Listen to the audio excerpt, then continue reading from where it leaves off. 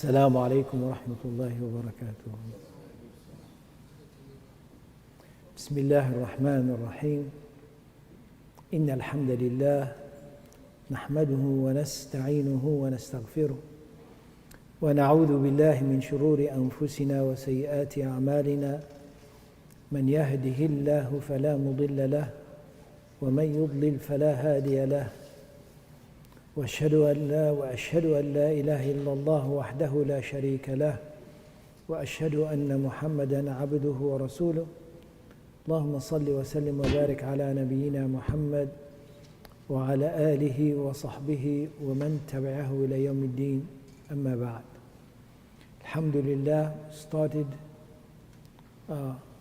Surah Al-Imran, and Allah subhanahu wa ta'ala, we stopped last time on reflecting on the how one should be taking the Quran, understanding the Quran, and the etiquette of belief when we are reading the Quran. Allah subhanahu wa ta'ala differentiated those who are reading the Quran to two categories. One category is they are the one who fi qulubihim marad. In their heart there is, أو في قلوبهم زayغ. In Surah Al-Baqarah, yes, in Allah subhanahu wa ta'ala said في قلوبهم مرض فزادهم الله مرضا.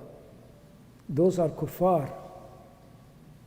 Here Allah subhanahu wa ta'ala talk about the one who is reading the Quran, and the Surah Al-Baqarah was talking about a person who in a category of kufr completely.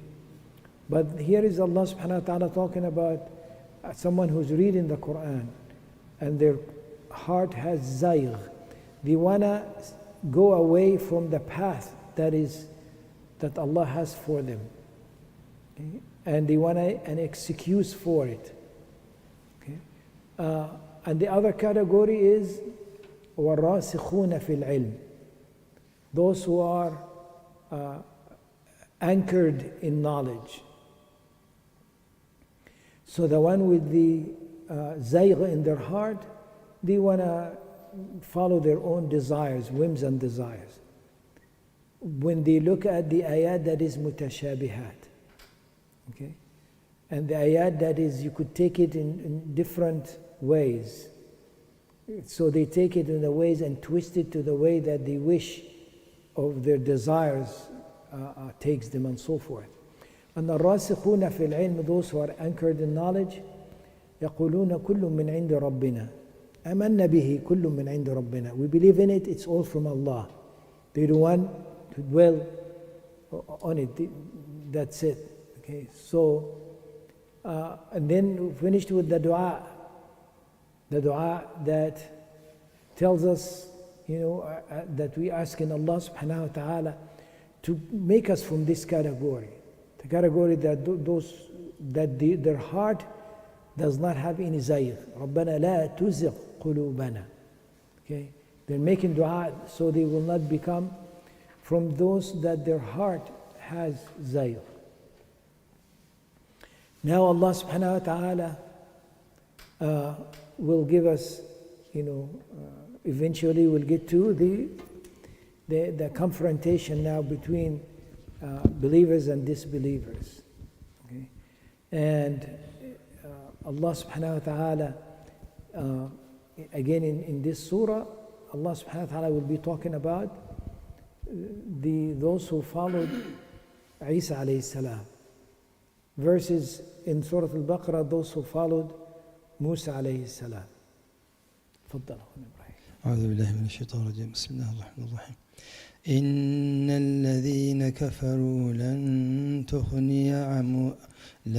تغني عنهم أموالهم ولا أولادهم من الله شيئا وأولئك هم وقود النار كدأب آل فرعون والذين من قبلهم كذبوا بآياتنا فأخذهم الله بذنوبهم والله شديد العقاب قل للذين كفروا ستغلبون وتحشرون إلى جهنم وبئس المهاد قد كان لكم آية في فئتين التقتا فئة تقاتل في سبيل الله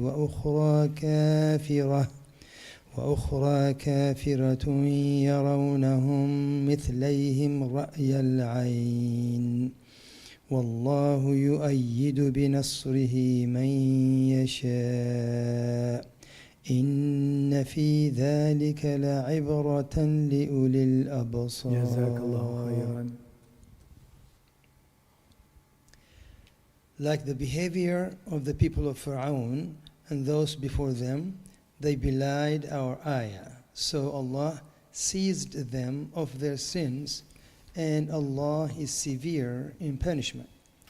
Say to those who disbelieve, you will be defeated and gathered together to hell, and worse indeed is that of the rest. There has already been a sign for you in the two armies that met. One was fighting in the cause of Allah, and as for the other, they saw them with their own eyes twice their numbers. And Allah supports with His victory whom He wills. Verily, in this is a lesson for those who understand. Now Allah subhanahu wa ta'ala talks about some principle of confrontation between disbelievers and unbelievers. إن الذين كفروا لن تغني عنهم أموالهم ولا أولادهم من الله شيئا. Those who are kuffar, we say kuffar disbelievers, meaning a disbeliever who rejects the ayat of Allah subhanahu wa ta'ala. Okay? Their wealth and their children, their progeny, their children, will not help him with Allah subhanahu wa ta'ala. What is this? The wealth and their children. Remember, we just talked, Allah subhanahu wa ta'ala talked about those who twist the ayat to follow their desires. Okay? So there are things that are important to them. Their wealth and their children. زينة الحياة الدنيا المال والبنون زينة الحياة الدنيا. Wealth and children are the ornament of this life. This is what they were looking for. So they will, die with wealth maybe, and they have a lot of children, but this connection will be there at the time of death, right? So when those who are following the janazah, there are many things will follow the janazah. Many people will follow. But then the separation will happen. Okay? Nobody stays there with the janazah to help it for the rest of its existence. No, they have to come back, because now the janazah is somewhere else. Those who are living are not capable of even knowing what's really going on there as an eyewitness anymore, or can have a say in this. And the wealth is divided among those who go back. And what is left is the amal, is what you carry. You're not carrying anything, but you're carrying something. You're carrying what you have done. Okay? It is recorded and it is with you. How and so forth. Allah subhanahu wa ta'ala told us that. It is recorded and the angels were there, and it will be with them in the grave, with us in the grave. The amal. The amal will come as a being that is a good company or an evil company. And that is what stays. لن تغني عنهم أموالهم ولا أولادهم من الله شيئا وأولئك هم وقود النار. And they are the one who is the fuel of hellfire. Here Allah subhanahu wa ta'ala is saying that they are not just in hellfire, but they themselves is a tool that to even make the fire even go hotter and stronger and rage even more. Okay. Now Allah subhanahu wa ta'ala saying كدأب آل فرعون والذين من قبلهم نعم كدأب آل فرعون والذين من قبلهم كذبوا بآياتنا فأخذهم الله بذنوبهم. That is like the way of Fir'aun and والذين من بعدهم, and those who are after them. Okay? Meaning the people of Fir'aun and those who came before them. What did the people of Fir'aun do, and what do we know about them? We just heard about them in Surah Al-Baqarah, right? We heard about what the disobedience they had with their messenger, and the disobedience they have with with Allah subhanahu wa ta'ala's guidance. Remember, they were not those who are rejecting the existence of the deity, the creator. They believe in the creator, but they believe in the creator the way they wish. Their belief is not including ta'ah, obedience. But the definition, the very definition of belief is at-ta'ah, is obedience. Okay? So yes, shaitan believes in Allah subhanahu wa ta'ala. He's not a disbeliever in the existence of Allah. He's a believer in the existence of Allah, but we'll call him a disbeliever. In Surah Al-Baqarah is the first one that's called kafir with shaitan. Allah gave us an example of kufr with shaitan. Okay? But yet he was talking to Allah subhanahu wa ta'ala and admitting, that Allah subhanahu wa ta'ala exists, and Allah subhanahu wa ta'ala is the creator, provider, sustainer, no problem. But then Allah should not tell them what to do. So they're similar here. Okay? The kufr is all one millah. The kufr is one religion. Okay? It is the religion of kufr. Many categories under that religion. Okay? So, كذبوا بآياتنا فأخذهم الله بذنوبهم. Allah subhanahu wa ta'ala summarized what happened in Surah Al-Baqarah here. That remember what happened to them? They denied our message. So Allah subhanahu wa ta'ala took them through their misbehavior or through their misdeeds or bad deeds. Okay. Now Allah subhanahu wa ta'ala is talking about two groups.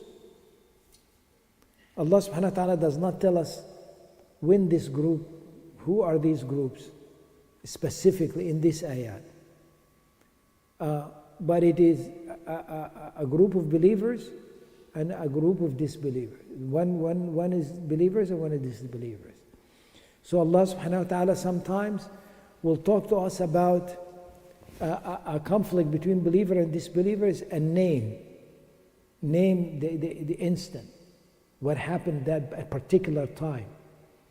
But here Allah subhanahu wa ta'ala does not name it clearly. Okay?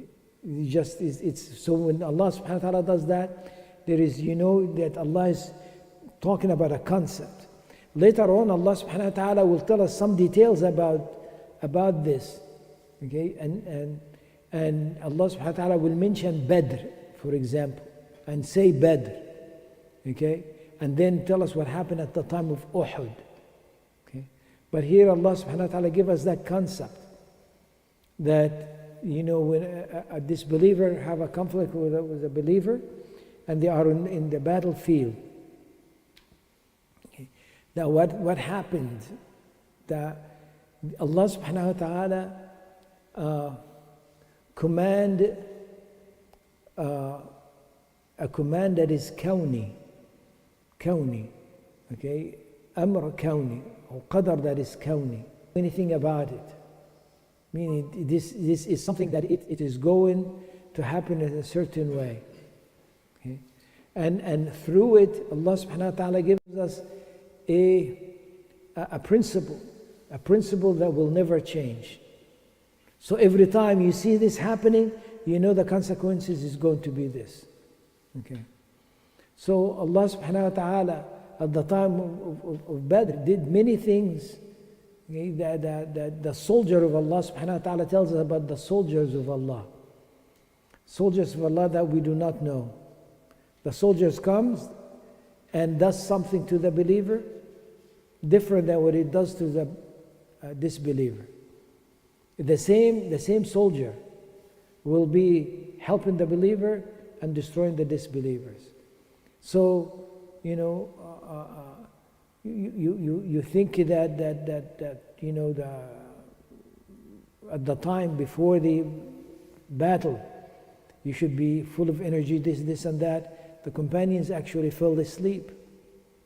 The swords would fall, and they would sit. Okay? And this is not a way to start, you know, and be ready for the battle. But Allah subhanahu wa ta'ala call it amanat al-nu'as, the safety and protection of slumber. So it is positive. The rain would come. Okay, the rain, what happened? The rain is washing them. Shaitan came to them and give them, some of them had wet dreams and so forth. So the rain come down and they washed themselves and firm the ground under their feet. Firm the ground under their feet. So when they stood up, the sand was not, you know, moving much under their feet. So they felt like they can even fight better now. But it went down on the disbeliever, the same rain, and it became muddy under them. So when they stood up, they were falling and slipping and so forth. Right? Here Allah subhanahu wa ta'ala talks about the perception. The perception. It's so beautiful, Allah subhanahu wa ta'ala describing this. There is one will look at the other side, and one side will look at the other side. يَرَوْنَهُمْ مِثْلَيْهِمْ رَأْيَ الْعَيْنِ. Okay. They see them twice their size, definitely. رَأْيَ الْعَيْنِ. They see them with their own eyes, like for sure, that's their number. So the number, how it changes in the perception, different than the reality. Allah subhanahu wa ta'ala calls this is a soldier of Allah. Allah subhanahu wa ta'ala calls this to happen. So Allah subhanahu wa ta'ala is telling us that yes, you need to stand on al-haq, to stand with al-haq, to hold al-haq in all matters. And once you are with al-haq, al-haq will overtake al-batil. جاء الحق وزهق الباطل. The haq will arrive, then al-batil will go away. So if you arrive to where al-batil is, and the batil stays, the whole falsehood stays, you know you don't have al-haq. Okay? It's very important to understand that. Okay? That when you see the consequences is different, where the result is different, you know that you are approach this in a wrong way. You know that you're not in the category that will be جاء الحق here. Okay? So within this conflict, this confrontation between haqq and batil, between absolute truth and falsehood, falsehood would look at the truth, and they look at their number, and it will give an effect in their heart. Okay? That effect is going to get them to the weak side, to the fear side. Okay. قَذَفَ فِي قُلُوبِهِمُ الرُّعْبِ. Allah subhanahu wa ta'ala describes in another ayat what happened to the heart of a disbeliever when they look at the believers in the battlefield. قذف يلقي and قذف في قلوبهم الرعب. Allah throws, okay, and Allah uses the word not put but throws. What happens when you throw something? You throw it with power, and what the receiver, when he receives that which thrown at them with power, is going to affect them. Like when you give somebody something, you hand it to them, but when you throw it at them, it has an effect on them. Okay, so they have it, but it has an effect on them. That's how Allah describes fear when He throws it in the heart of disbelievers. Okay. We see this happening in Palestine now, in the conflict.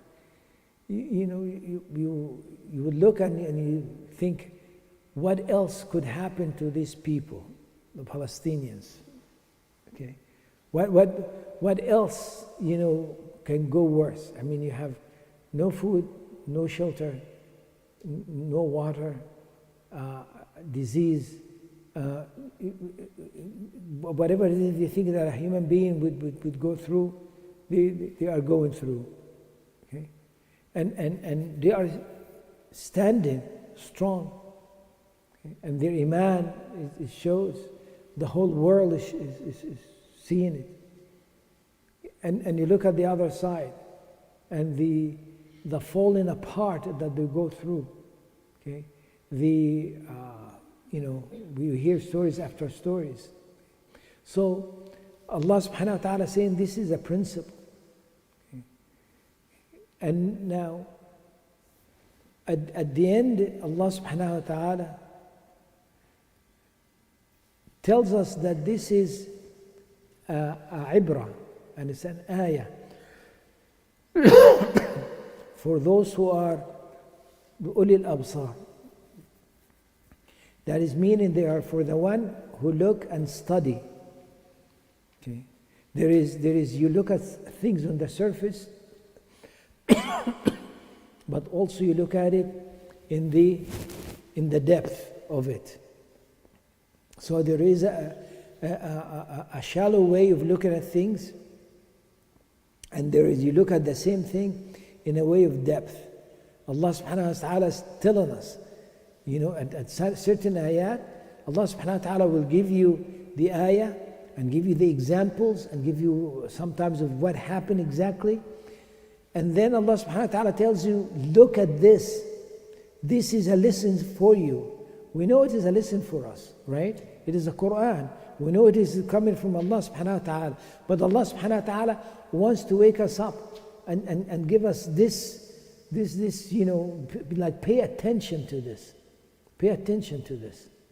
Okay? So here it is. Allah subhanahu wa ta'ala is telling us that this conflict. So what are you worried about in the conflict? Worried about that if you have al-haqq or not, if you're standing with al-haqq or not. And eventually Allah subhanahu wa ta'ala will tell us about the battle of Uhud in the same surah. Okay, ahead. Were they believers? Of course. They were Sahaba? Yes. They were the best of the creation of mankind? Yes. They were with whom? With the best of the creation, Rasulullah sallallahu alaihi wasallam, and he was among them. But what happened in that battle? Because the al-haqq that they carried, there was some blemish in it. Rasulullah sallallahu alaihi wasallam tells them not to move from this area here. So how did they take it? Okay, you can take things literally, or you can take things by the general meaning, what you mean by it, right? Okay, so if you tell me, please don't leave this chair. Don't move from your chair. Okay, now I can hear you saying that. I can take it literally, like don't move from this chair. Or I say, what did he mean by that? Why shouldn't I leave my chair? It is because there is an obstacle in front of me. Maybe that's what it is. And I cannot see well, so he's protecting me here. Okay? And then what happened? I see that somebody moves this in front of me, or somebody tells me it is gone. So I'll move from the chair. Even though you told me not to move. But now I'm not really disobeying you. I am what? I'm not intended to disobey you. I'm intended to do what you meant by that. Because since there is no obstacle in front of me now, then therefore I can move from the chair. I'm very, I understand and so forth, right? But I went to the side of what you meant, not what you said. Okay? To the text. I did not take it as on the surface, literally. Okay? So at the time of Uhud, what happened? The Rasulullah said, do not move from this place. Okay? The arumah, those with the bows and arrows, right?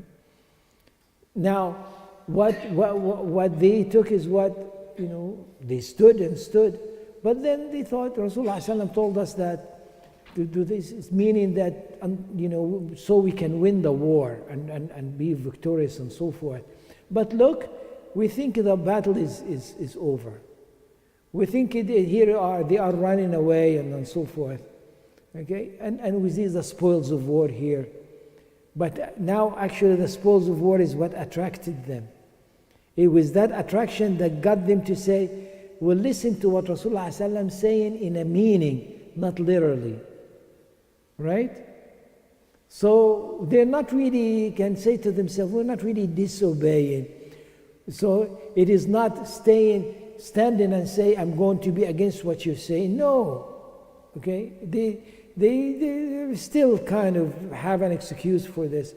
But Allah subhanahu wa ta'ala took this, and what happened in the Battle of Uhud. Okay? And many died of the Muslims and so forth. So what happened is Allah subhanahu wa ta'ala is telling us that al-haqq, you take it and you hold on with it, and do not wave in it. Stay strong with it. And dynamic that would happen in that relationship, and the consequence will be the one that Allah subhanahu wa ta'ala promised. At the same time, do not fool yourself. Do not fool yourself and try to convince yourself that what you're doing is something really you mean well with this and that, and you are not following the text. No.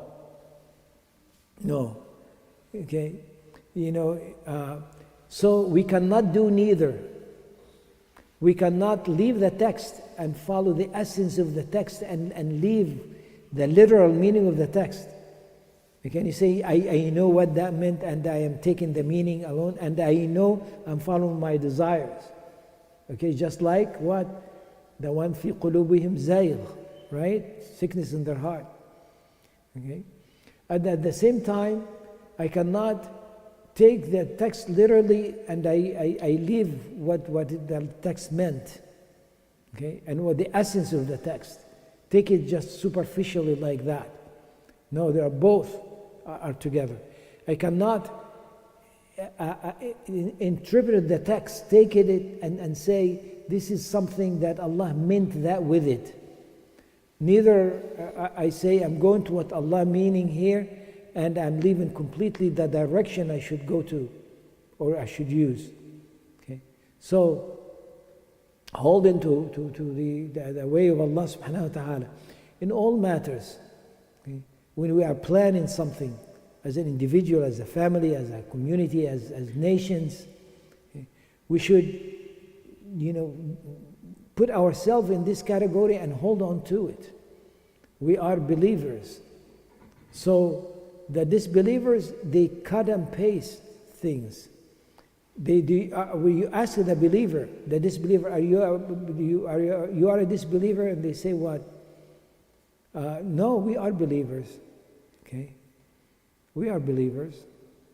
When they tell you how do they understand their believers, meaning that they believe Allah exists and so forth. You know, the Creator is here and giving us everything and so forth. That is their idea of belief. We call this disbelief. We call this disbelief because you're cutting and pasting what Allah subhanahu wa ta'ala has given you. Here Allah subhanahu wa ta'ala also tells us, قُلْ لِلَّذِينَ كَفَرُوا سَتُغْلَبُونَ وَتُحْشَرُونَ إِلَى جَهَنَّمَ وَبِئْسَ الْمِهَادُ. Here is Allah subhanahu wa ta'ala tells us what? Is this kind of a da'wah? You look at a kafir and you look at it in his face and say, سَتُغْلَبُونَ وَتُحْشَرُونَ إِلَى جَهَنَّمَ وَبِئْسَ الْمِهَادُ. And Allah say, قُلْ لِلَّذِينَ كَفَرُوا. Say to the kuffar, you will be defeated and you will enter hellfire. Okay? Is this, how to talk to give da'wah? This is not a place of da'wah, right? It's not a place to call somebody to Islam. It's not a place of tolerance that is not in its place. There is a tolerance. Rasulullah ﷺ had the tolerance and showed us how to have the tolerance. And Allah subhanahu wa ta'ala tells us to deal with the kuffar in the best manners. The best of manners deal with the kuffar. Okay? At the level of birr. Like you deal with the level of birr, you deal with your parents with it. But these are the kind of kuffar, they are not confronting you. They are not their enemy. They're not an enemy. And you deal with them with respect and kindness and so forth. That is the place of da'wah. Okay? That's a place of kindness and so forth. But when they decide to become your enemy and they hold weapon against you and they come and attack you where you are and so forth, are you going to be dealing with them the same? You can't. Okay? So here Allah subhanahu wa ta'ala says, قُلْ لِلَّذِينَ كَفَرُوا. Say to the kuffar, سَتُغْلَبُونَ. That is a key word that we know it is a confrontation. You will be defeated. That means it is a time of war here. There is a conflict that is happening, and there is some kind of a conflict that is huge. Okay. Now Allah subhanahu wa ta'ala is saying, tell them, سَتُغْلَبُونَ وَتُحْشَرُونَ لِجَهَنَّمَ وَبِئْسَ الْمِهَادُ. Now when Allah subhanahu wa ta'ala tells us, لَقَدْ كَانَ آيَةً فِي فِئَتَيْنِ الْتَقَتَ. You have an ayah for those two groups that they are facing one another. Meaning now you are a believer, you hold on to the belief, now you know what the consequence is going to be. Allah will test you, and within this conflict, Allah subhanahu wa ta'ala will shake you, Allah subhanahu wa ta'ala will push you until you think that you are in a very edge of breaking. You're going to be broken. Okay? And that is part of you are saying, I'm holding on to the belief. But Allah subhanahu wa ta'ala said, أَلَا إِنَّ نَصْرَ اللَّهِ قَرِيبٌ. Indeed, the victory of Allah is near. Near to whom? To those who are believers, those who are holding on to the belief, to al-haq, and those who are being tested and follow and pass the test. صلى الله على سيدنا محمد وعلى آله وصحبه أجمعين والحمد لله رب العالمين. Would you like to make any comments, inshallah? So, عليكم السلام ورحمة الله وبركاته. like when you mentioned about when the haq will come, the batil will go away. Mm-hmm.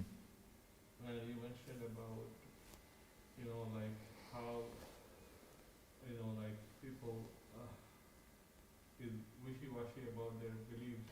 Mm-hmm. So is it our situation like that because we are not getting our victory against the kuffar?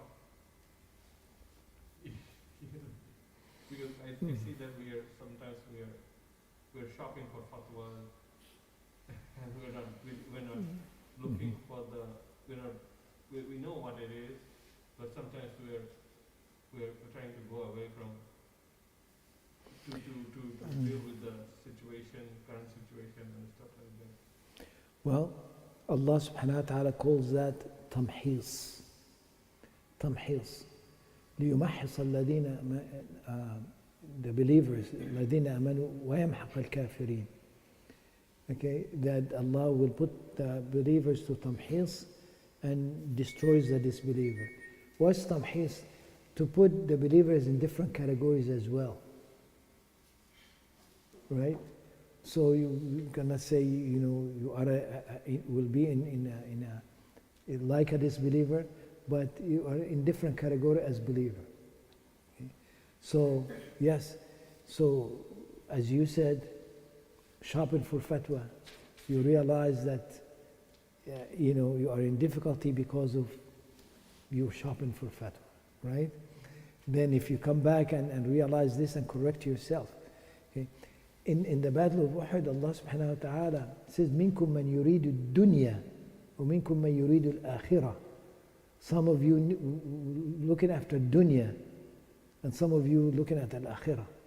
Some companion says, us looking for dunya, we did not know this, right? What happened when they looked at the spoils of war? That was the dunya, right? And they left their place because of the spoils of war. Remember at the Battle of Badr, there was a lot of spoils of war and they were getting it and so forth, right? Oh, okay, now we can go. Like this is going to be now a profitable business here. You understand? Wallahu a'lam. But the point is, we're not talking about the companions as such. But the point is that there was some attraction there. And guess what ayat that Allah put within the ayat in the middle of the Battle of Badr? What ayat Allah subhanahu wa ta'ala talked about and put it there, and all of a sudden you're shocked when you see that. You see Allah subhanahu wa ta'ala saying that you hold the door and you go up the mountain and you're doing this, and this Rasulullah said that, and they did this, right? Describing them. And then all of a sudden, Ya ayyuha alladhina amanu, la ta'kullu riba adhafan mudha'afa. Do not take riba, do not eat riba. What the riba is coming from? You understand? What is the subject about riba? Right in the middle of this. Okay? Riba is haram and so forth, and do not take it adhaf mudha'afa. Because again, it is, you go from the literal meaning of the depth of it. Isn't it the same thing? Right? What is riba? You're looking for an increase that's unlawful. Right? You're looking for an increase that's unlawful. You're standing on the mount, and Rasulullah told you not to move, and something attracted you, and you went to that increase, and for you now it's unlawful, because you left where you are. So it is tamhis. Yes. Is free will for just physical body or also the ruh? No, the ruh does not have a free will. The ruh is not commanded. It's not commanded. And the body is not commanded either. Once they are separated. Okay? Once they are separated, that's it. The body, what happened? It goes into the grave. It becomes like dirt and everything else, right?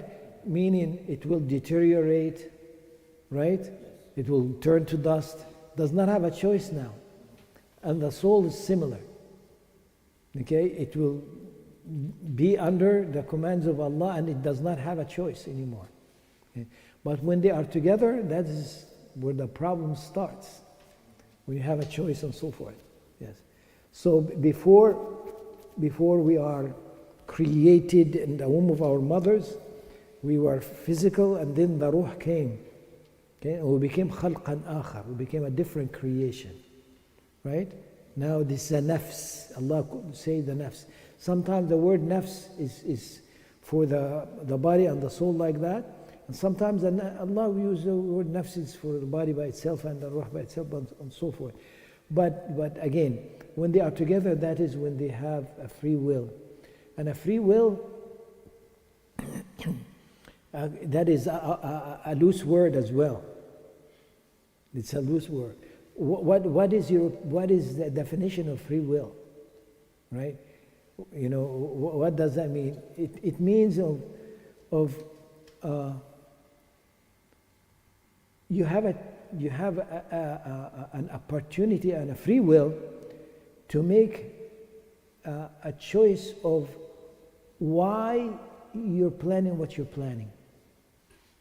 Why? Not in how, but just why. Because why goes to intention. Okay, and that intention, that is a free will. Okay, I'm sitting here, I'm not doing anything at all.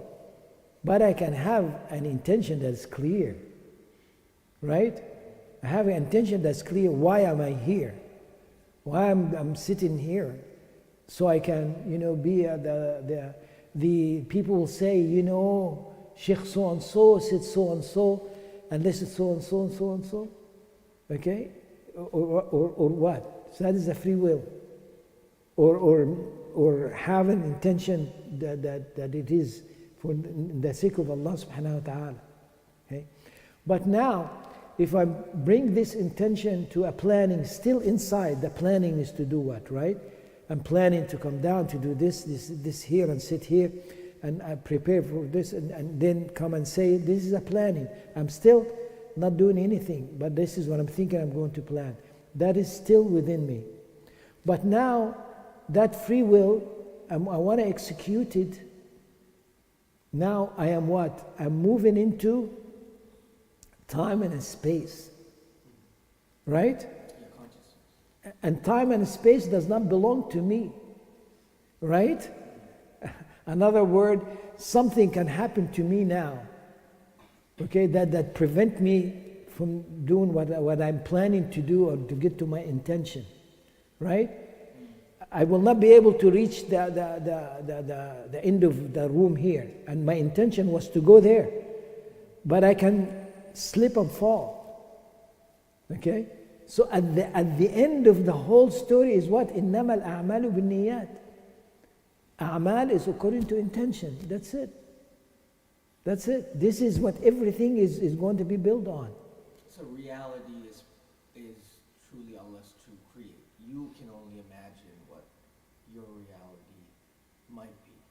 You're saying it's an imagination. Free will is an imagination.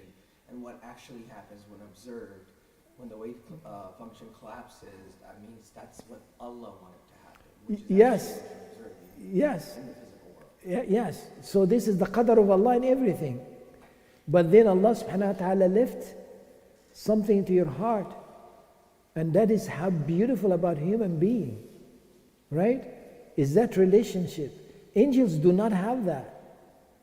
Right? The direct connection, and what do you mean the relationship? Meaning that the love, meaning that you doing this because you love Allah. Nobody's forcing you to do this. But the angels are forced. They cannot disobey. They have no ability to disobey. But you do have it. So when you correct your intention toward Allah subhanahu wa ta'ala, that is something that is so beautiful and is so precious. Okay? Because no, angels cannot do that. Okay? So the very struggle that you are in to do what is right, that is what is beautiful. You understand? That's what's beautiful. When Rasulullah sallallahu alaihi wasallam, the companion comes, Ya Rasulullah, when it comes to our in the prayer, ideas comes to us and this and thoughts and this, and we try to find this and so, and they're complaining about this, right? Rasulullah sallallahu alaihi wasallam said, that is iman. That's belief. You understand? Because this is what a human being is. And that's why we could be better than angels. Okay? Because of that relationship of love with Allah subhanahu wa ta'ala. The free will. Yusuf alayhi salam. In Surah Yusuf. At the end, Yusuf alayhi salam saying that thanking Allah subhanahu wa ta'ala for the the control he has now, and so forth, the control that he has, meaning that mulk meaning the mulk ownership, right? He became what? Someone in Egypt now can go on the earth as he wishes and so forth, right? But he was saying, thanking Allah subhanahu wa ta'ala for the mulk. And some actually, scholars of tafsir saying, that is not the mulk that he's thanking Allah for. The mulk that he's thanking Allah for could be the mulk that he had on his desires when he was tempted with the wife of the Al-Aziz. You understand? Because that was what? Something inside. Okay, that now now this control, this mulk, okay, is this is now what you're going to do with this, and he that love of Allah, that fear that he has, and that relationship with Allah prevented him from. So the ability to control himself and so forth. This is what he was thanking Allah subhanahu wa ta'ala for. Okay, so that's what's all about. That's what's all about. وإياكم. أخونا Siddiq, you want to say something, inshallah? I had one comment regarding this ayah number 12, which says, قُلْ لِلَّذِينَ كَفَرُوا سَتُغْلَبُونَ. And, it's mentioned in the tafsir that after the Battle of Badr, Rasulullah sallallahu alaihi wasallam invited the Jews of Medina again towards Islam and told them that. So their response was that what you won with are the mushrikeen of Makkah, which they are not as good fighters as we are. So we are going, you think that you can beat us, you will not be able to beat us. Yeah, okay. So this is the ayah that came in to الَّذِينَ كَفَرُوا سَتُغْلَبُونَ وَتُحْشَرُونَ إِنَّ جَهَنَّمَ. So, this ayah came and Rasulullah sallallahu alaihi wasallam told them, and they were, later on, they again joined with the mushrikeen of Makkah, and No.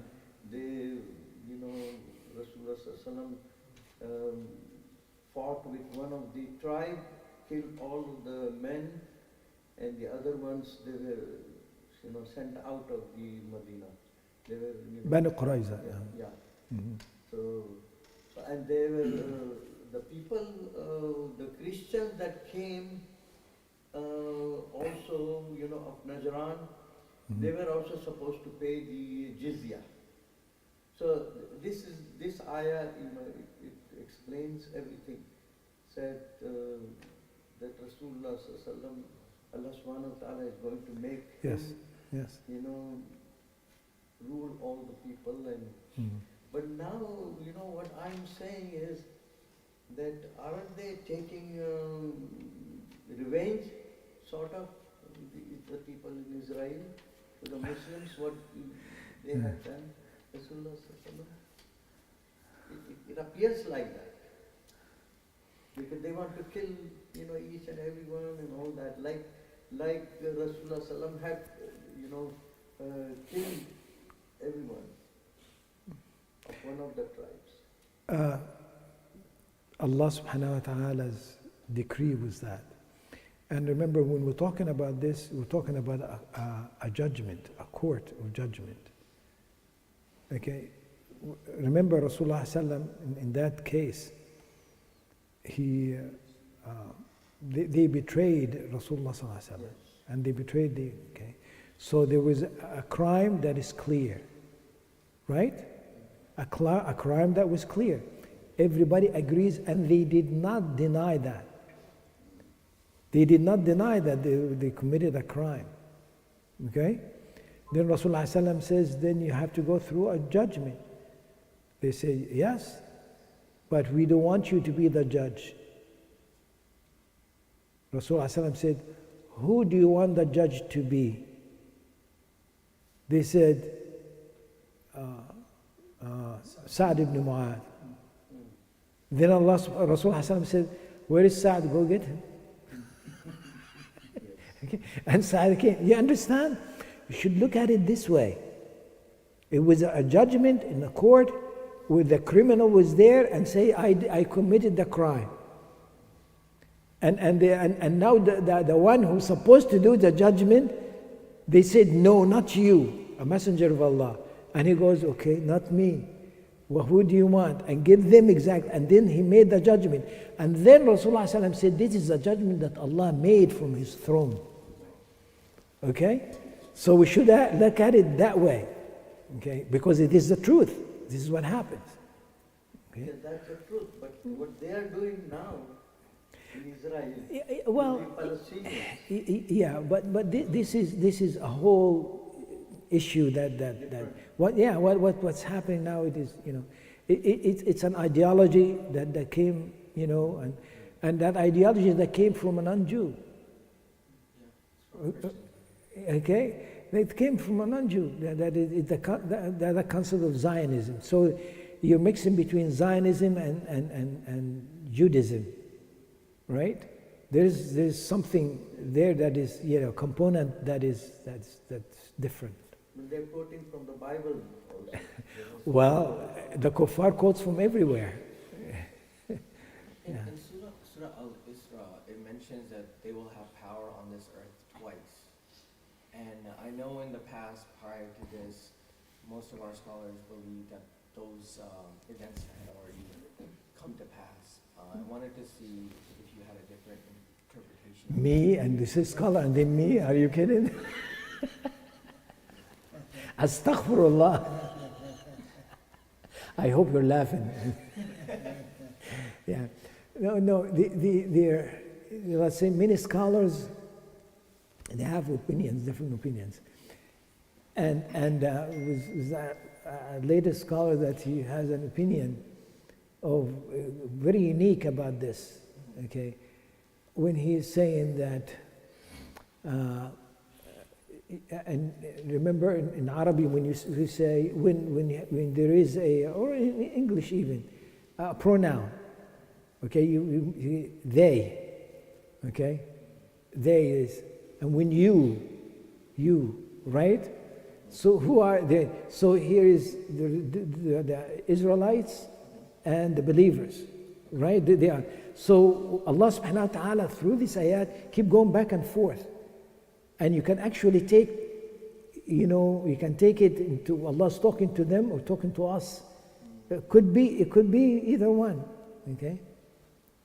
Matter of fact. Yeah, you're right. When I read that, I was confused. I'm like, is this for me or are you talking? Yes, you're absolutely So there's someone, okay, a scholar who's saying ليسوءوا وجوهكم وليدخلوا المسجد كما دخلوه أول مرة. The common understanding is what we will enter the masjid as we entered it the first time, right? But he's saying no, this is about them. Exactly, yeah. I heard that one. Yeah, he said that is they will attack us, and they will enter the masjid as they entered it the first time. You understand? Yes, yeah, I heard that one. And then I heard another scholar like 2 days later complete, you know, back to They're right, but let us talk. Stay away from the very, you know, details of the words, and go the concept at the end. Okay. Is what they will be defeated because they're holding the falsehood, and we will be the winner because we're holding the al-haq. Okay. If you don't mind, I just wanted to add some points to what he was saying about. I know what you see on your phones and TV, it's discouraging and it's demoralizing.